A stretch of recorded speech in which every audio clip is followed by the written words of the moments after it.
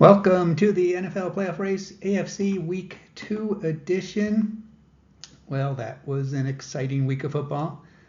And while we're only a week down, every game matters. So we'll discuss which teams got the biggest jump on the field, which ones maybe surprised a little bit, and so on. First, just a quick moment on the philosophy here. Other than my lame comments on particular teams and occasional predictions or thinking out loud, the numbers, rankings, and such are not biased for or against, quote, good or bad teams, unquote. The results drive the presentation, and much of the things we discuss will be the sometimes hidden advantages and disadvantages some teams have in the playoff race, mostly in the way of tiebreakers or in strength of remaining schedule or other oddities.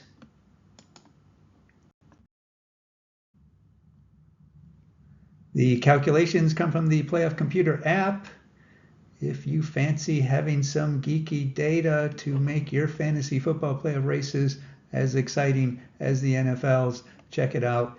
It gives commissioners a bunch of intel for weekly recaps and can show teams exactly where they stand before blowing their fab budget, and of course provides the semi-famous pass to clinch. And new this year, you can analyze the heck out of the NFL or a bunch of pro leagues yourself, do what ifs for your favorite teams, and the best part is the premium level is about the price of one beer per year. Okay, let's dive into the AFC. The first tidbit to keep in mind, we only had 2 interconference games in week 1, and after 1 week, the AFC and NFC are tied at 1 win apiece. Last year, you might remember, the NFC destroyed the AFC, I believe, in record-setting fashion, which for our purposes here, this is important to keep in the back of our mind, as that can influence the win target for making the playoffs if one conference has a lot more wins spread around. Remembering the hierarchy of wins importance, division games and conference games being at the top of the list, let's run through each team in order of their mathematical chance to make the playoffs. Oh, and also remember, we are just 1 week in. Everything could be flipped back over next week, or at least almost everything. The Cincinnati Bengals avoided another opening flop, I would say only because they were outflopped by the Browns. They didn't win the game as much as they didn't lose. And they have some issues to work through. But for playoff chances, when a win is over a division opponent, it's like getting free dessert with dinner. And the calculations say they have the slightest, most minuscule mathematical advantage over the rest of the 1-0 teams. They host the also 1-0 Jaguars this week with a chance to further improve their conference record, which was a hindrance in their playoff chances last year. While the Mahomes magic machine didn't work in Brazil, there was no problem with Josh Allen and the Bills' miracle summoning powers. An exciting win over the Ravens. So conference game, check. And they find themselves near the top of the charts because everyone else in the AFC East lost. So already a game lead for the division and above 50-50 odds. They play the Jets next. How close we were to these teams' opening outcomes being reversed. With the Dolphins after that, basically a chance to make to make 2 division opponents that already started off on the wrong foot disappear magically early. One team that is probably feeling their oats right now, the Chargers, survived the Wizard and find themselves on top of the AFC West. And while there is a 3-team logjam at 1-0, having the Chiefs not being one of those teams is about as good as it gets. They travel to Sin City, well, I guess their second Sin City in as many weeks to play the Raiders, winner in early front-runner status in the division. Don't look now, but the Indianapolis Colts were one of the more impressive looking teams in week 1, utterly destroying Miami. So conference win, and the division favorite Texans lost. Other than the Chargers, I can't think of too many other teams who would feel better about themselves after 1 week. Host the Broncos, who weren't nearly as impressive in their own victory, so the Colts have a chance to keep up the good times rolling before their first division battle against the Titans. Aaron Rodgers and the Steelers outlasted a gutty performance by the Jets to join the Bengals at 1-0 in the AFC North. They get a couple of teams next that suffered disappointing losses in the Seahawks and Patriots. So good opportunity to get to 3-0 before a game with the Vikings and a very early bye week.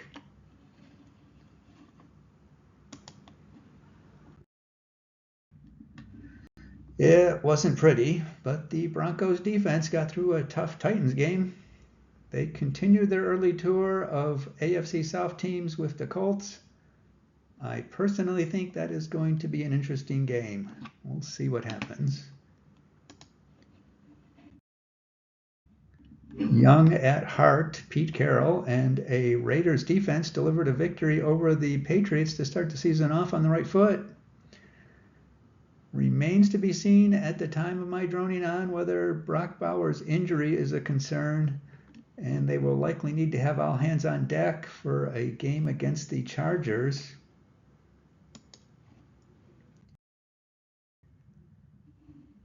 The Jaguars won in one of the 2 interconference games, beating the Panthers rather handily. So while a win is a win, it not being a division or even a conference game does put them at the back of the 1-0 crowd, statistically speaking. What will be another interesting game is them versus the Bengals, 2 teams that have a history of underperforming at inopportune times. This is a bit of a tough stretch for the Jaguars after this Bengals game. Texans, 49ers, Chiefs upcoming. So every win will be precious.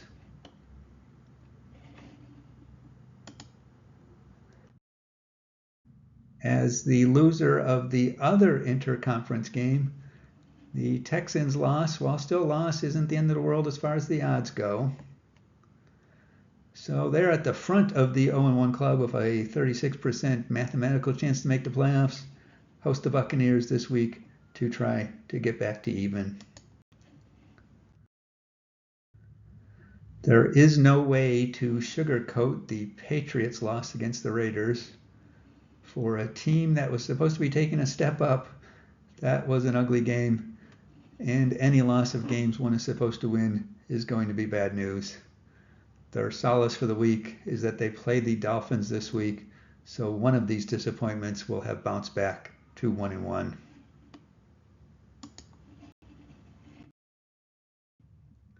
Speaking of ugly performances, here are those Dolphins. Need to clean up their act quickly, or they will be 0-2 on the plane ride to Buffalo in week 3. Woulda, coulda, shoulda. Unfortunately for the Jets, doesn't count in the standings, and that was a missed opportunity to get some mojo for a team that hasn't had mojo in quite a long time. Now host the Bills, and we'll need to dig deep to avoid the 0-2 start.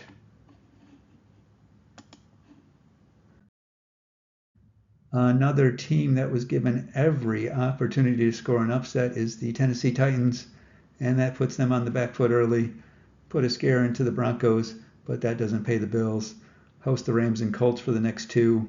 I don't see too many paths that don't have 0-3 written on them.